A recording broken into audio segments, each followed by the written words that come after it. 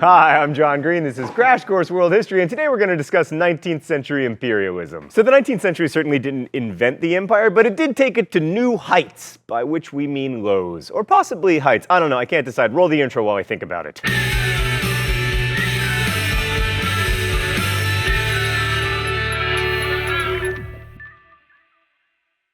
Yeah, I don't know, I'm still undecided. Let's begin with China. When last we checked in, China was a thriving manufacturing power about to be overtaken by Europe, but still heavily involved in world trade, especially as an importer of silver from the Spanish Empire. Europeans had to use silver because they didn't really produce anything else the Chinese wanted, and that state of affairs continued through the 18th century. For example, in 1793, the Macartney mission tried to get better trade conditions with China and was a total failure. Here's the Qianlong Emperor's well-known response to the British. Hitherto, all European nations, including your own country's barbarian merchants, have carried on their trade with our celestial empire at Canton.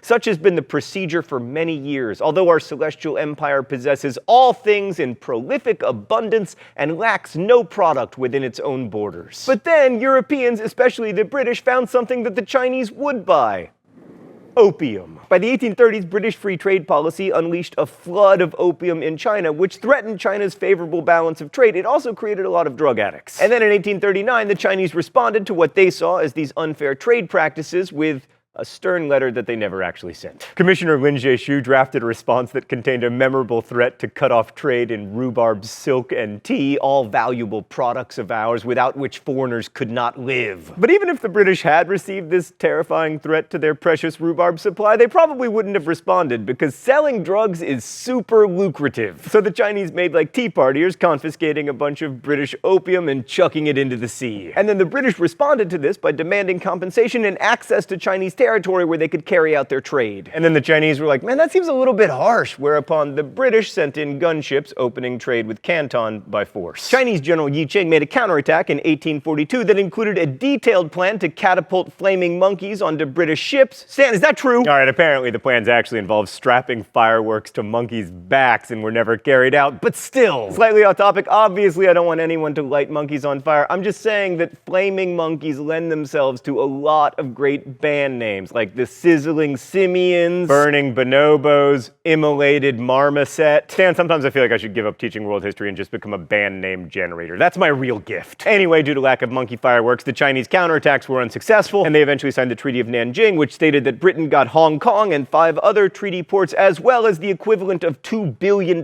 in cash. Also, the Chinese basically gave up all sovereignty to European spheres of influence, wherein Europeans were subject to their laws, not Chinese laws. In exchange for all of this, China got a hot slice of nothing. You might think the result of this war would be a shift in the balance of trade in Britain's favor, but that wasn't immediately the case. In fact, the British were importing so much tea from China that the trade deficit actually rose more than $30 billion. But eventually, after another war and one of the most destructive civil rebellions in Chinese and possibly world history, the Taiping Rebellion, the situation was reversed and Europeans, especially the British, became the dominant economic power in China.